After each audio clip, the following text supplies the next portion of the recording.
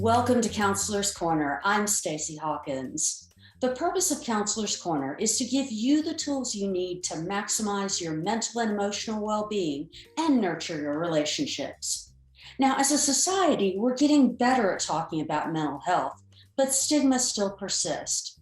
Men face particular challenges in dealing with mental health issues. Today, we're joined by Gary Stittgen Jr. with the MCOT Rapid Response Unit. Thanks for joining us, Gary. It's a pleasure to be here. Thank you for having me.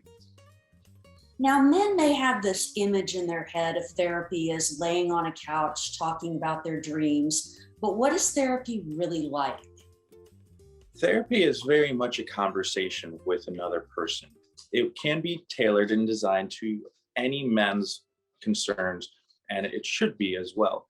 The particular therapy that I use in individual sessions is CBT and DBT, cognitive behavioral therapy and dialectical behavioral therapy.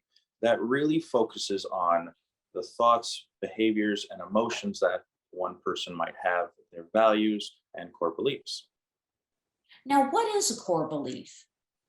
A core belief is that fundamental belief that you have on yourself, about the world, about others, that shapes your everyday decisions and feelings. And how does that connect in with values?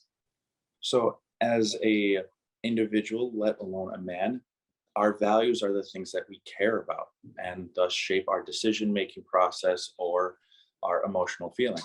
I have a value of wanting to be an independent person, but I also have a value of wanting to be a family man. How do I weigh those out at times when sometimes those values are crossing each other? Now, I've often heard the term setting boundaries. What does that really mean in contrast to kind of what we might use it in day-to-day conversation?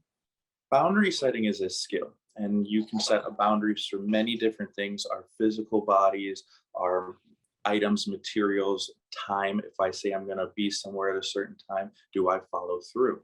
And so boundary setting, again, with ourselves or other people, is that interaction and that expectation we can set up. And then empathy, that's another thing when we talk about men. A lot of men want to cultivate empathy in their relationships, maybe with their significant other, with their children, with family members. What is empathy? How does it work? How do we kind of build that in ourselves? And how does that enrich our lives? Absolutely. Empathy is feeling with someone. And I'm taking that from Brene Brown. She has a wonderful YouTube video that you can check out. But there's 4 skills in empathy. First is perspective taking, being able to see another person's point of view, being in non-judgment of that person's point of view, recognizing the emotion that someone else has, and then expressing that recognition openly with them. And by that, it really fuels connection we have with others. And sometimes that's not so much action oriented, it's just a slowing down and listening and being reflective of what's actually happening.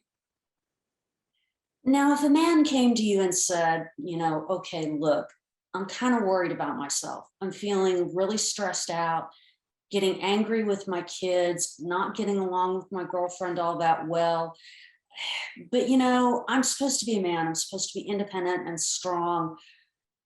Why do I need to come to therapy? And how can I kind of make that work? And how can I talk to my friends about it? So that word that you started with of supposed to be, what are we supposed to be? Some of those conversations might need to be taking place as well. With all of the pressures that any man or any individual might face, there is going to be a way that or an outcome that we'd like to have happen. But sometimes we need to just, again, take a breath and let things play out. And so talking with friends, talking with a professional counselor can help to express, doesn't necessarily mean that there is going to be a set outcome. Now, let's say someone's decided, okay, I'm at a point where I do think I could benefit from some professional help. What's the first step in getting that, especially for our HCC students?